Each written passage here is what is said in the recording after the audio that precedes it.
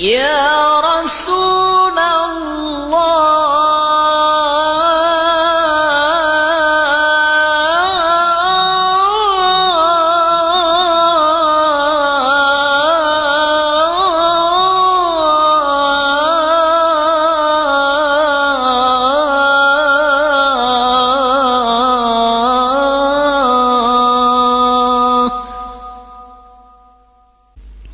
Ya qaumu, wahai umatku, kaumku, wafiqu wardu bi'afalihi. Wafiqu, cobalah engkau membangun hubungan yang mesra dengan mereka, orang-orang yang sudah kenal Allah. Dekati mereka. Tetapi yang memusuhi mereka ada enggak? Ada. Malah banyak para auliaillah, para rasul, para nabi malah matinya dibunuh kok. Aneh kan? Kamu sekarang mencari orang benar, belum tentu begitu ketemu seorang benar kamu setuju, malah memusuhi juga kalau belum dapat hidayah mah. Masa wali begitu?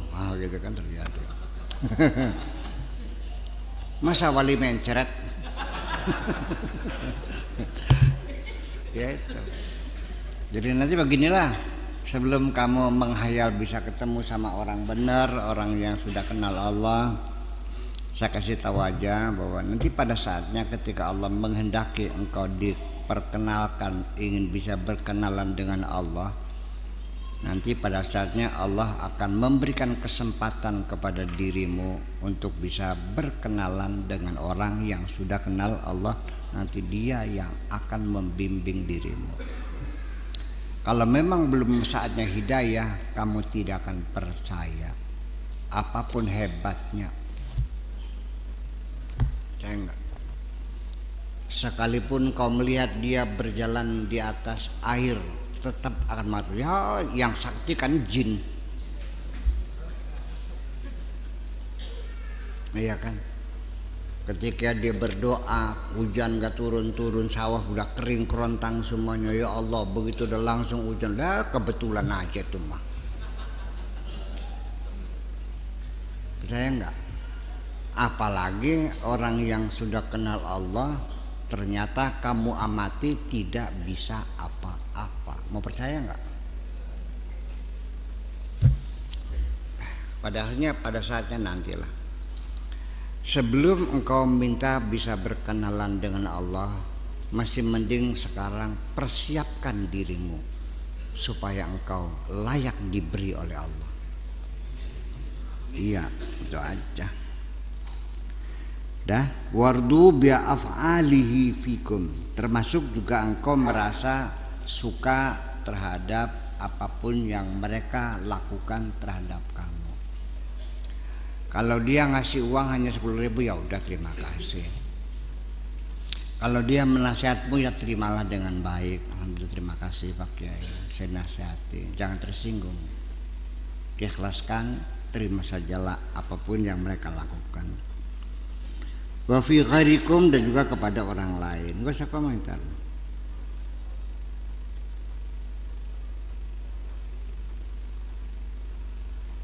Wala masalah kayaknya salah cetaknya. Wala tatahalamu wala tatamaqalu. Nah, ini bahasa lokal itu, bahasa Maroko ini. Jadi adli aqala, kalau maqal itu artinya benteng, ya, landasan. Tatamaqalu sebetulnya mah kalau mimnya mim zaidah itu nggak boleh di tasrif gitu, tapi bahasa daerah gitu. Seperti di sana kalau mengatakan sudah punya janjian, bilangnya murandaf. Murandaf itu dari kata rendezvous. Rendezvous itu bahasa Prancis, artinya janjian. Murandaf. Iya. Iya. Jadi jangan berbasa-basi, maksudnya jangan merepotkan mereka. Pokoknya jangan bikin mereka repot lah gitu, jangan bebani mereka. kalau seandainya jangan dibebani lah. Nah, ya minta tolong silakan, tapi kalau kelihatan dia repot ya nggak usah direpotin dong. Kamu jangan terlalu banyak di ngalem lah gitu ya. Berilah kesempatan mereka yang atau untuk bisa beristirahat lah begitu. Paham nggak? Itu sopan santun aja. Mereka kalau saya mah nggak ada urusan. Alaman huwa aqalu minkum, kepada orang yang lebih cerdik dari kamu, lebih cerdas dari kamu, lebih kenal Allah gitu. Qala Allah azza wa jalla wallahu ya'lamu wa antum la ta'lamun. Qifu baina yadayya, mari kesini, duduklah di hadapanku. Sini duduk. Itu mangga salik dia. Sok jongkok situ.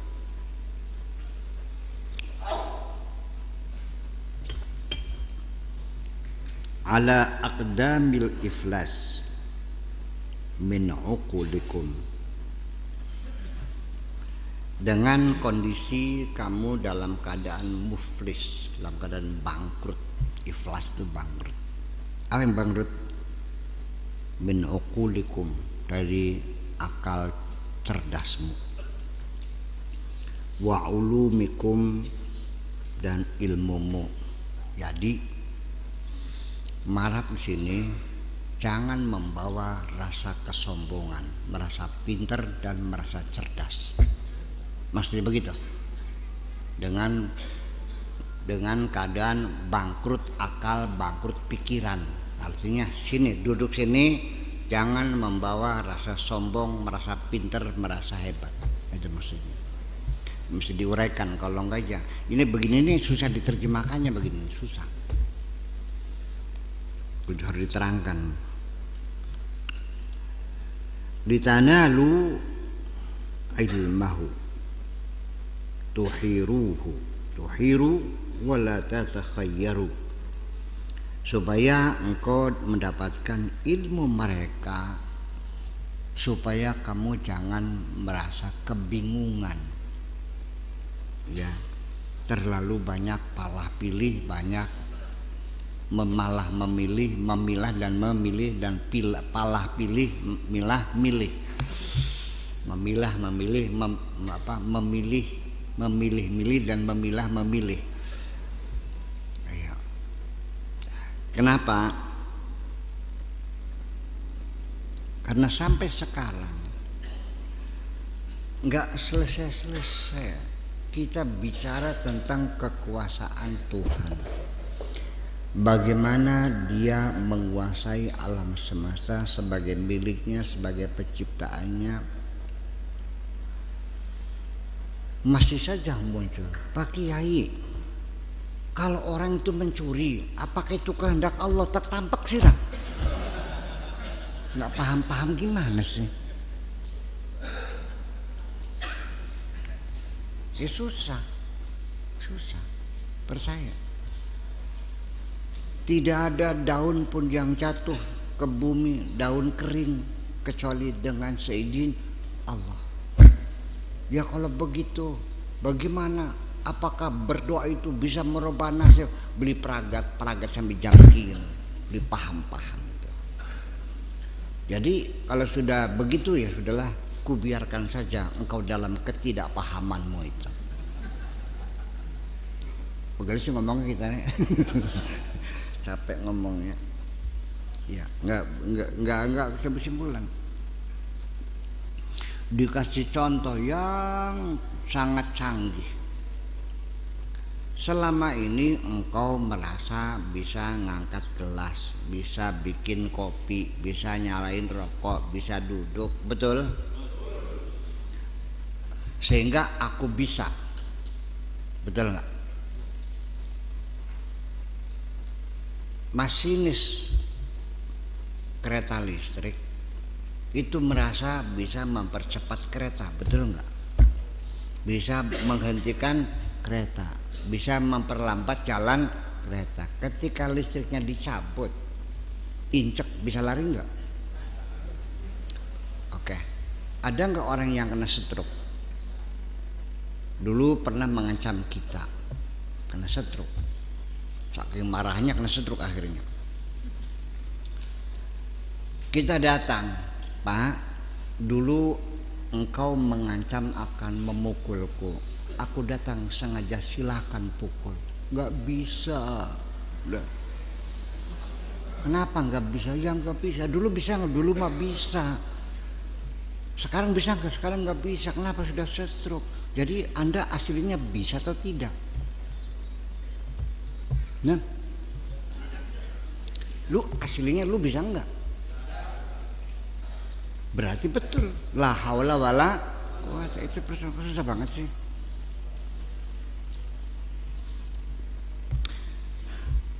Masih kurang jelas lagi ya? Oke, kita lanjutkan.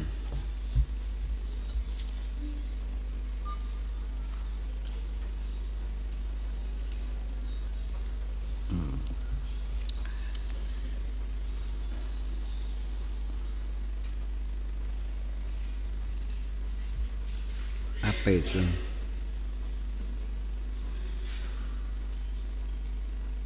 Ta'ayyaru fi hatta ya'tiyakumul ilm bihi.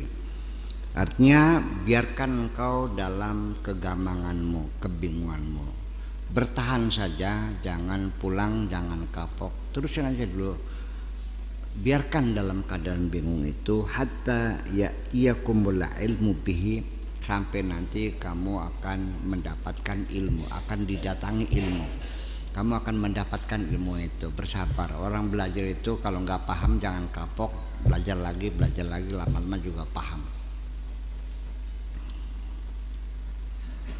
At-tahayyur awalan, pertama bingung dulu, tsummal ilm, baru kemudian al-ilmu tsaniyan, baru setelah itu nomor 2, setelah kamu baru bingung, akhirnya baru paham, baru berilmu. Tsummal wusul, setelah paham, setelah ilmu, lalu baru nyampe ilal ma'lumat salisan. Pertama bingung dulu, setelah itu kedua baru berilmu, setelah itu baru nyampe ke tujuan, baru akhirnya baru mengetahui apa yang kamu pelajari. Al-qasdu, pertama kamu punya tujuan saja dulu, punya tujuan saja dulu. Tsummal wusul ilal maksud, lalu mencapai tujuan kamu. Yang penting munculkan dulu tujuanmu, baru setelah itu baru engkau akan sampai kepada tujuan. Al-iradatu, keinginan saja dulu munculkan. Tsumma husulul murad, baru setelah itu baru Anda mencapai tujuan, keinginan. Bagaimana Anda bisa mencapai keinginan kalau Anda tidak punya keinginan? Betul nggak? Bagaimana Anda bisa sampai tujuan kalau Anda nggak punya tujuan? Sok begini. Nah, ini yang jadi masalah. Selama ini kamu nggak pernah punya tujuan. Mau kemana nggak jelas kok. Jangan bohong, katakan kamu belum punya tujuan kok. Apa tujuan masuk neraka? Nggak jelas. Masuk surga? Nggak jelas. Gara-gara syairnya Abu Nawas. Ini juga ngajarin orang nggak bener juga nih Abu Nawas nih. Iya kan? Ilahi lastu lil firdausi ahlan. Wahai Tuhanku, aku tidak layak masuk surga. Wala aqwa ala naril jahimi, di neraka juga aku nggak kuat. Surga nggak pantas, neraka nggak kuat. Lu maunya apa? Jangan main-main dong. Iya. Nah kalau orang ngomongnya begitu, apa yang akan kukabulkan?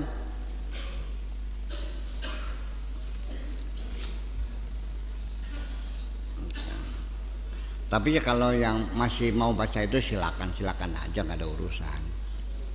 Cuman bagi saya syair itu tidak punya keindahan apapun kok.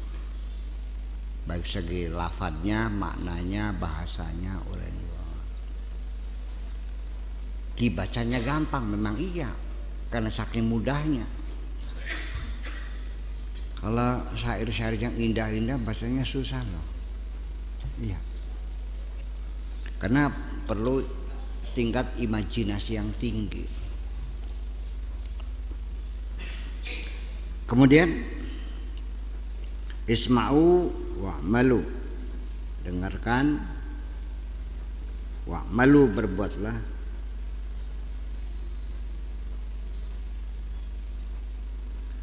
dengarkan dulu lalu kerjakan. Fa ini ufattilu fi hibalikum, nanti aku yang akan memintal tambangmu, nanti aku yang merajut. Dengerin dulu, nanti aku yang mempola, mas gitu lah. Yang penting dengerin dulu, sok dikejar dulu, nanti aku yang mempola semuanya.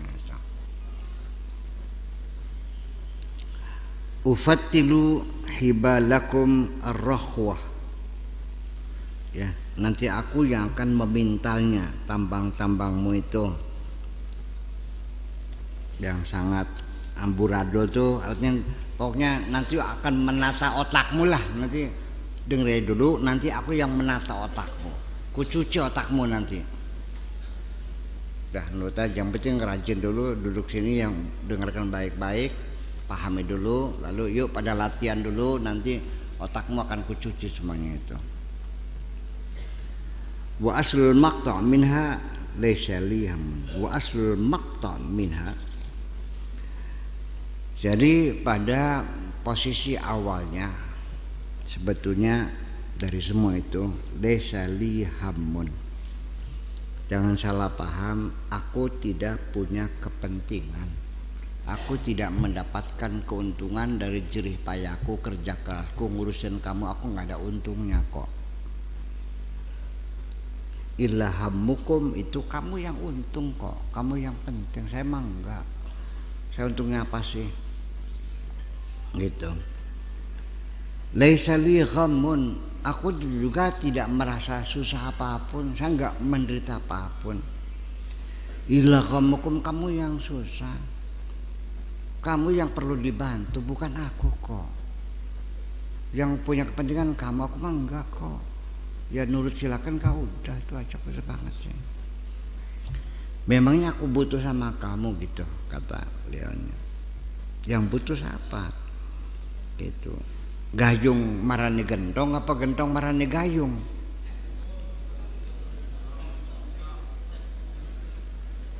Gentong marane gayung. Itu.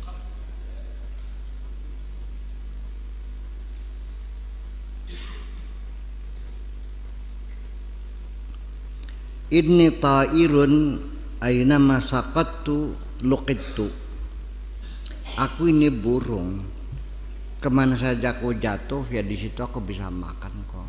Aku mah burung, aku ini burung, nggak takut nggak makan kok. Burung itu berangkat pagi lapar, sore pulang kenyang kok. Kamu yang susah makan, aku mah enggak kok.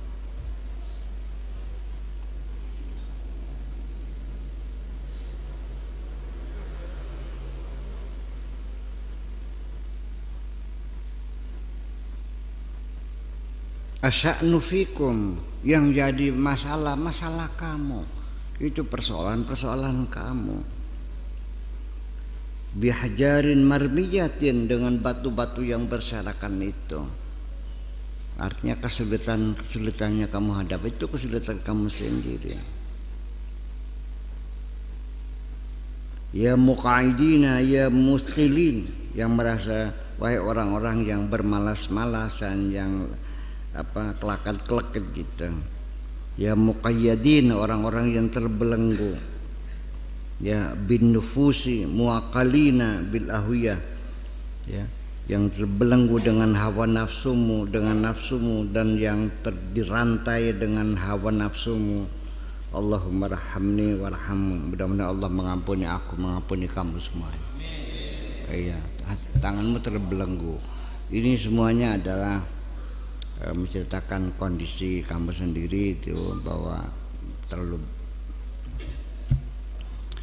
Sampai sekarang perempuan masih merindukan masa perbudakannya kok. Masih banyak perempuan yang tangan dan lehernya meta dirantai kok.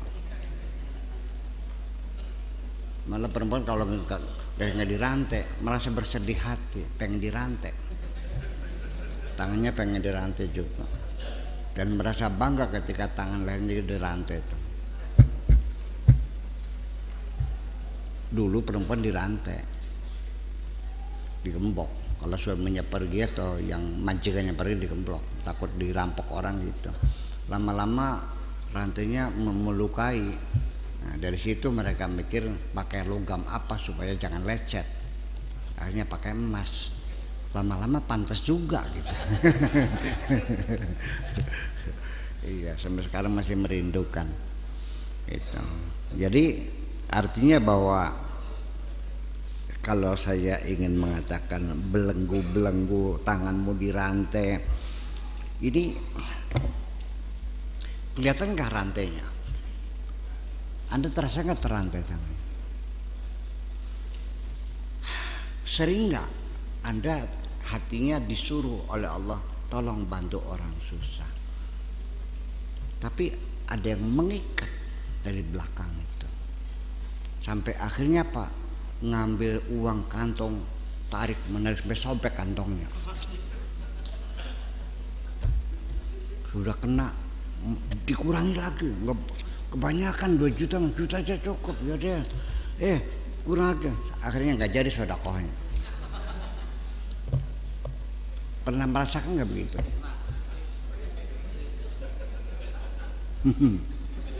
Iya, Anda merasakan itu. Nah itu jangan dibilang itu nggak ada, kamu merasakannya kok, masa bilang nggak ada? Itu setan, itu ada, masuk dalam darahmu itu, bersama darahmu mengalir gitu. Jangan bilang setan di sana, di dalam darahmu itu mengalir bersama itu. Jadi artinya pada akhirnya mah jadi nanti memang jangan mengandalkan guru, jangan mengandalkan kajian-kajian keilmuan. Tetap yang menentukan innallaha yahdi may yasha wa yudillu may yasha. Guru juga jangan mengatakan kamu bisa bener segitu karena aku yang ngajarin kamu, juga kurang ajar juga guru begitu tuh. Memangnya dia bisa memberi hidayah, betul nggak? Atau barangkali kamu mengandalkan karena saya turunan kiai, siapa bilang banyak kan anak kiai jadi copet. Jangan kamu berasa berkecil hati, bapak saya copet, mana mungkin, siapa bilang banyak copet punya anak jadi kiai kok, betul? Nah,